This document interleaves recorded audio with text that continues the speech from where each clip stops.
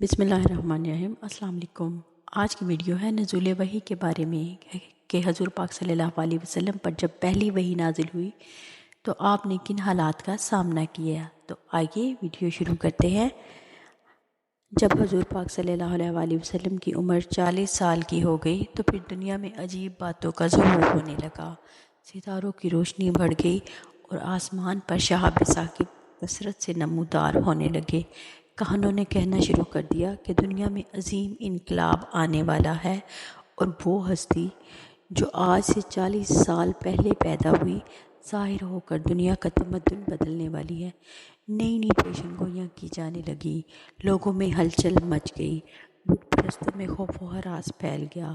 یہودی اور عیسائی جو ایک عرصے سے آخری نبی صلی اللہ علیہ وسلم کا انتظار کر رہے تھے، اپنی آسمانی کتابیں دیکھ دیکھ کر کہنے لگے کہ نبی صلی اللہ علیہ وسلم عنقریب ظاہر ہونے والے ہیں۔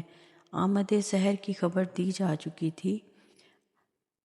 قدرت کا یہ اصول ہے کہ ہر انسان کو جو رتبہ عطا کیا جاتا ہے، پہلے اس کے لیے اس کو قوت دی جاتی ہے اور پھر وہ رتبہ عطا ہوتا ہے۔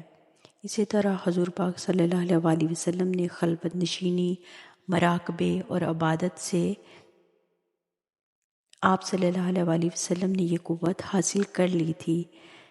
نزول وحی اور منصب نبوت کے برداشت کے قابل ہو چکے تھے۔ جب آپ صلی اللہ علیہ وسلم کی عمر 40 سال ہوئی اور ایک دن آپ صلی اللہ علیہ وسلم غار حرا میں مراقبے میں مصروف تھے کہ حضرت جبرائیل پیغمبروں کے پاس اللہ کا پیغام لانے والے فرشتے انسانی صورت میں نازل ہوئے۔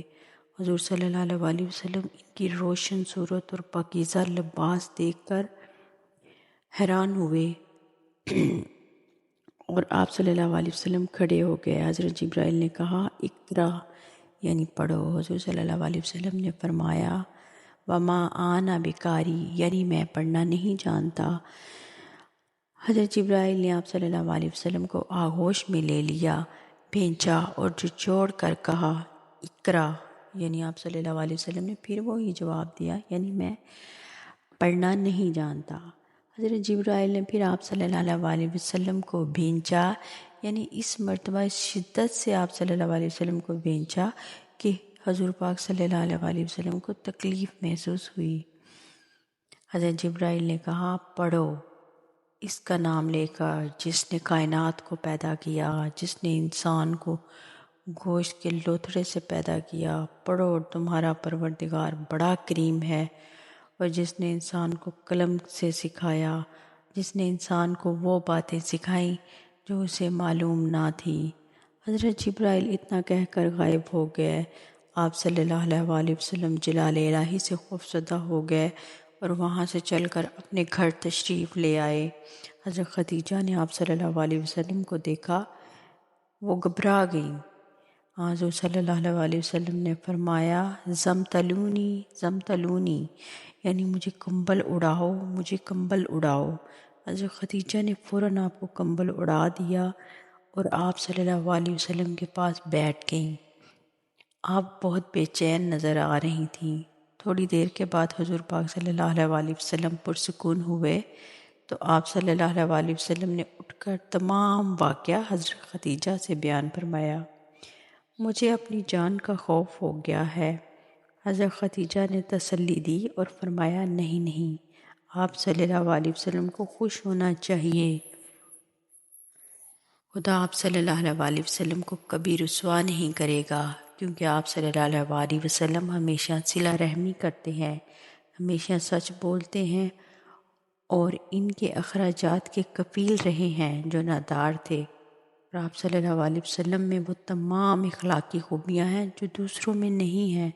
آپ صلی اللہ علیہ وسلم مہمان نواز ہیں اور حق باتوں اور نیک کاموں کی وجہ سے اگر کوئی مصیبت آ جائے تو آپ صلی اللہ علیہ وسلم اس کے مددگار بن جاتے ہیں۔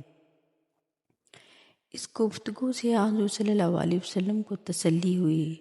یہاں سے ایک بات ملحوظ خاطر رکھنی چاہیے کہ حضرت خدیجہ نے جو آپ صلی اللہ علیہ وسلم کے محرم راز تھیں، آپ صلی اللہ علیہ وسلم کی خوبیاں کس طرح بیان کی۔ بعض نے لکھا ہے کہ نبوت کی عظمت سے حضور صلی اللہ علیہ وسلم متردد ہوئے۔ بعض کہتے ہیں کہ حضرت جبرائیل کی ہیبت سے خوف لاحق ہوا، اور بعض کا قول ہے کہ جلال الہی کا اثر تھا۔ در حقیقت حضور پاک صلی اللہ علیہ وآلہ وسلم کو جس وجہ سے تردد، اضطراب لاحق ہوا، اس کا جواب خود قرآن شریف میں موجود ہے۔ سورہ حشر کی آیت میں اللہ تعالیٰ نے فرمایا ہے، اگر ہم اس قرآن مقدس کو پہاڑوں پر اتارتے تو وہ بھی خدا کے خوف سے دب اور پھٹ جاتا۔ حضور پاک صلی اللہ علیہ وآلہ وسلم پر اس کلام کی ہیبت چھا گئی۔ حضرت خدیجہ حضور پاک صلی اللہ علیہ وسلم کو اپنے چچا زاد بھائی ورقہ بن نوفل کے پاس لے گئیں۔ یہ ورقہ وہی تھے جو عیسائی ہو گئے تھے، اور ان کا شمار بلند مرتبہ عیسائی علماء میں ہوتا تھا۔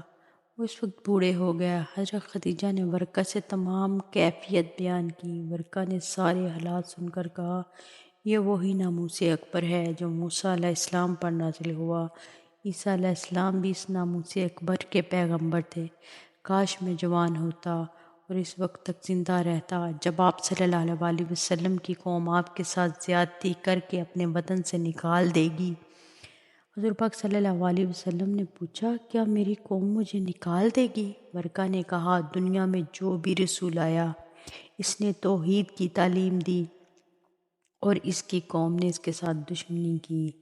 آپ صلی اللہ علیہ وآلہ وسلم کے ساتھ بھی یہی ہوگا۔ آپ صلی اللہ علیہ وآلہ وسلم نے فرمایا، خدا میری مدد کرے۔ صحیح بخاری باب التعبیر میں ہے کہ چند روز تک وہی رکی رہی۔ آپ صلی اللہ علیہ وسلم کو نہایت پریشانی ہوئی اور یہ خدشہ ہونے لگا، کہیں جن کا وسوسہ تو نہ تھا؟ اگر ایسا ہے تو مجھے ایسی زندگی پسند نہیں، اس سے کہیں یہ بہتر ہے کہ میں قلعہ کوہ سے گرا کر خود کو ہلاک کر ڈالوں۔ چنانچہ آپ صلی اللہ علیہ وسلم پہاڑ پر چڑھ گئے اور چاہا کہ کود جائیں کہ دفعتاً حضرت جبرائیل نازل ہوئے اور فرمایا، اے محمد صلی اللہ علیہ وآلہ وسلم، اور میں جبرائیل ہوں۔ آپ صلی اللہ علیہ وسلم یہ سن کر قدرے مطمئن ہو گئے۔ آپ صلی اللہ علیہ وسلم بعد دستور غار حرا میں تشریف لے جاتے اور مراقبے میں مصروف رہتے۔ ایک روز آپ مراقبے میں مصروف تھے کہ حضرت جبرائیل نازل ہوئے اور کہا، اٹھو اور میرے ساتھ چلو۔ حضور پاک صلی اللہ علیہ وآلہ وسلم ان کے ساتھ چل پڑے۔ جب کوہ صفا اور کوہ مروہ کے درمیان پہنچے تو ان کے گلے میں حضور صلی اللہ علیہ وسلم کو ایک تختی لٹکتی ہوئی نظر آئی، جس پر لکھا تھا، لا الہ الا اللہ محمد رسول اللہ، یعنی سوائے اللہ کے کوئی معبود نہیں اور حضرت محمد صلی اللہ علیہ وآلہ وسلم اللہ کے رسول ہیں۔ حضرت جبرائیل پھر غائب ہو گئے اور حضور پاک صلی اللہ علیہ وآلہ وسلم پھر مضطرب حالت میں گھر پہنچے اور حضرت خدیجہ کو تمام واقعہ سنایا۔ حضرت خدیجہ کو بھی شبہ گزرا۔